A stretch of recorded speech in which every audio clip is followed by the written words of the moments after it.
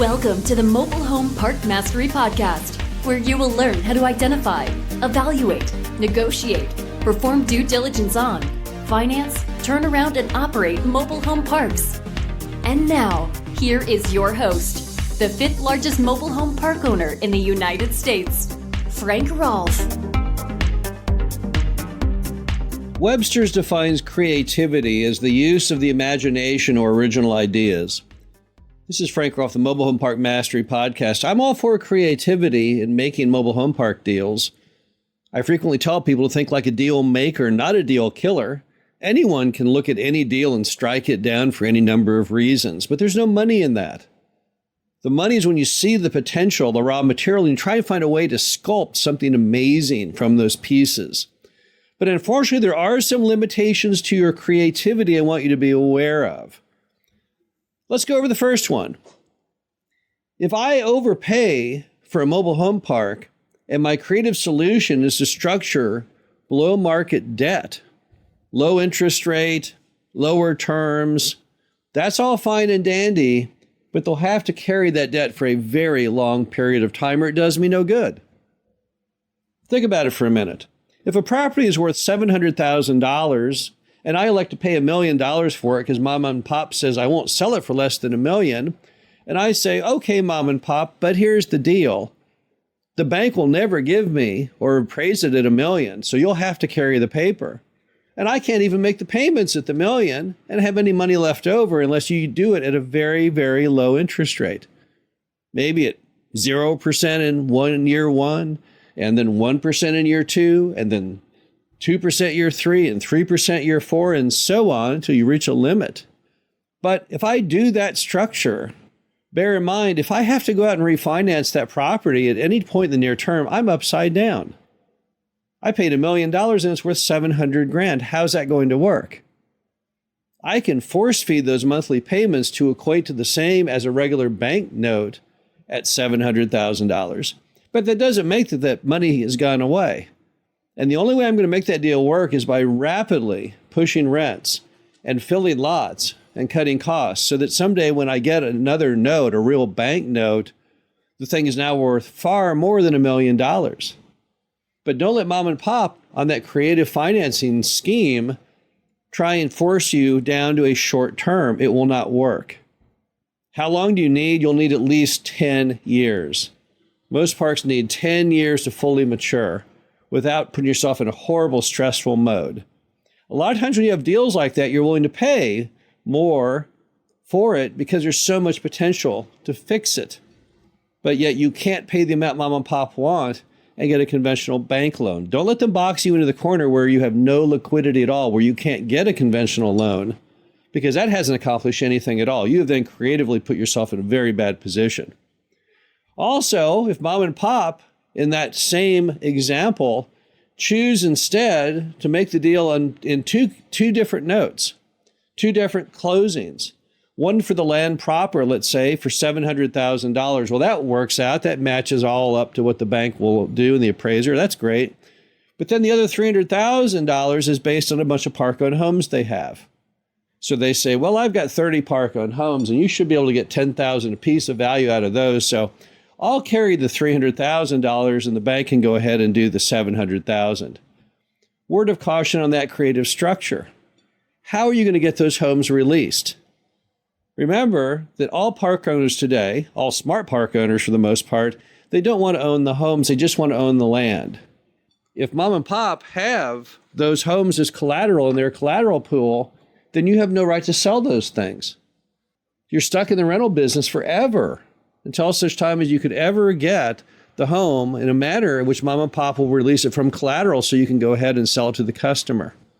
So how much would you have to have as a release price? Well, it depends on the home and the age. If those homes are 1990s and newer and your location is good and you can get a credit facility at something like 21st Mortgage Cash Program, then it's possible you could go ahead and have $10,000 a home and actually hit that release price. Because if they had a customer that qualified, they could get them a mortgage, let's say for $10,000 a home, and that's what mom and pop needs to pay down towards that $300,000 note. But if you can't get there, if these are 1970s homes worth $1,000, Or if they're 1990s homes and newer, but you can't get a credit facility, no customer's ever going to have the $10,000 to ever release those. So you'll just be stuck renting homes forever, which is not a very good creative solution. Next, let's assume that you have a deal and you creatively try and solve that deal because it needs a lot of work by doing a zero down construction. In a zero down, what happens is you buy the mobile home park, but instead of putting any money down on it, you use that money to make capital repairs.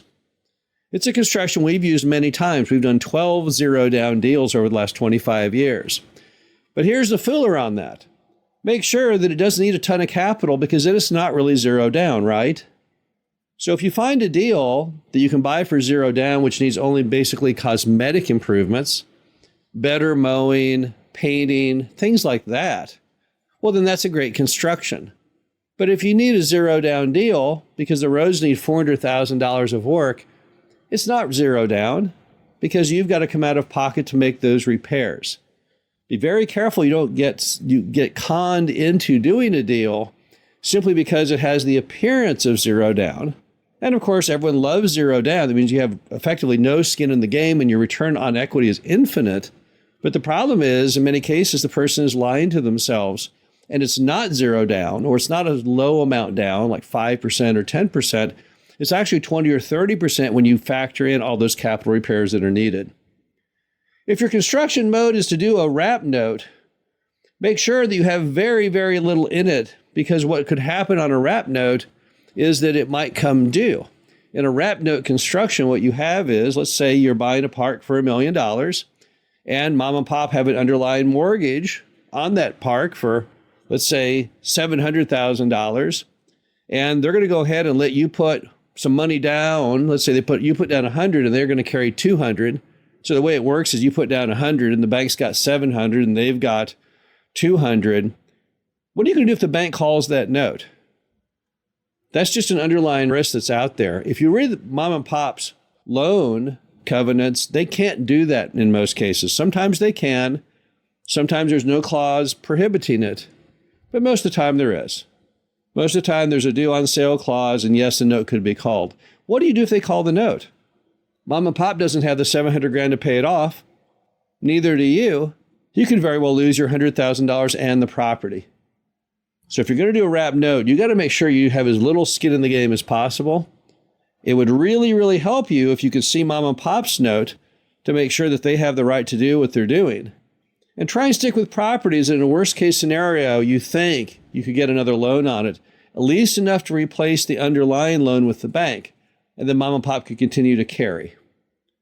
Next, don't let the seller try and do the old game where they're going to guarantee your income for some period of time. That construction just isn't very good. Here's how it works. Mom and pop have terrible occupancy. They're only at 50% occupancy. They know they need to be 70 to 80% for the park to be considered stabilized. And you can't even get a bank loan the way it's working. And yet they have a price in mind that they just got to have. They won't go a penny under this certain set price in their minds. So they then throw out this creative idea to you. They'll go ahead and guarantee and pay you the differential between 50% and 70 or 80% occupancy monthly. So they're just going to master lease those lots from you from some period of time until you have the ability to fill them up more. That doesn't work. When mom and pop make this pitch to you, they'll tell you that all you need is some time on your hands and you can surely find sufficient customers to fill them. And we all know that's not true. We all know that to fill a mobile home lot today will require you going out and buying a new mobile home or a used home and renovating it and running ads and showing the home and selling it to a customer. And that's a huge amount of work and trouble and risk and capital involved. It's not like your phone's going to ring and customers are going to call and say, yeah, I want to bring my home to your vacant lot. You got any available? Yeah, that happens a little in the industry. Like 1/100,000,000% of the time, that kind of little. So when mom and pop want you to do something like that, you have two issues. Number one, they're going to have to do the supposed sub-mastering of these lots with this regular payment for a very long period of time. maybe a decade or whatever you think worst case scenario would take you to fill those lots. And secondly, you have to figure out how you can guarantee that they're going to abide by that. Make sure the attorney understands and will give you 100% certainty that those checks will roll in so that after closing and you put your money in, their checks don't stop. Never forget that on every deal that's creative, there are some things you can solve and some things you cannot. You can summon your inner Picasso, you can summon your inner art of the deal, and you can forge some really amazing things from a lot of what appear to be broken pieces in bringing parks back to life. However, there are some things you can't solve creatively. Here's a short list. Number one, parks that are illegal with no operating permit. There's no creative solution. A failed phase one because of environmental pollution. No, again, nothing really creative you can do. It's either polluted or it's not, and if it's polluted, you're going to have to clean it. A terrible location. Again, not a lot you can do. By terrible location, I don't mean that it's not easy to find or to see. You can solve that with a big old American flag and some signage. I'm talking about an area that no one wants to live. A blighted area of town, a poor school district, an area that people feel dangerous, or even one where there's just not sufficient population, or even worse, any demand for affordable housing because home prices are already so low. You cannot creatively fix insane density. I'm talking densities that are roughly 20 units per acre. The only creative solution to that would be to get rid of every other lot and reduce down how many occupied lots you can have to give yourself a normal density. But unless you're buying that for a very, very low cost, it's hard to imagine that any seller is going to go ahead and go along with that. And then finally, really terrible private utility situations. A lagoon that's failing in an area where they don't allow any new lagoons. Situations like that, places where basically there's no way that you can actually, given the capital, the constraints of the market, that you can actually bring that park back to life in an economic manner. Creativity is fantastic. I can't say anything wrong with it. Some of the best deals that we've ever done have been based on looking at what we have to work with and figuring out how to best make it happen and put it all together. But yet creativity does have its boundaries. This is Frank Rolfe, the Mobile Home Park Mastery Podcast. Hope you enjoyed this. Talk to you again soon. Thank you for listening to the Mobile Home Park Mastery Podcast. Be sure to visit us at mhpmastery.com to subscribe to the show, read our show transcriptions, and access all of our great information on mobile home park investing.